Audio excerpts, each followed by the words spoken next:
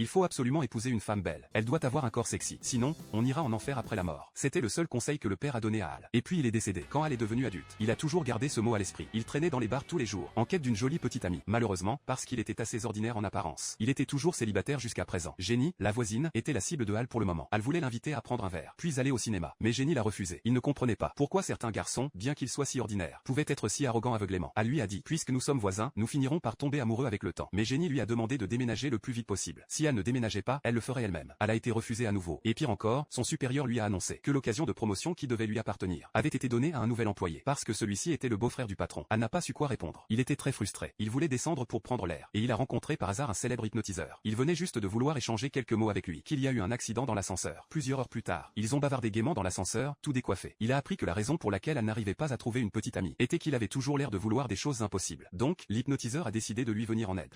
Devils, come out!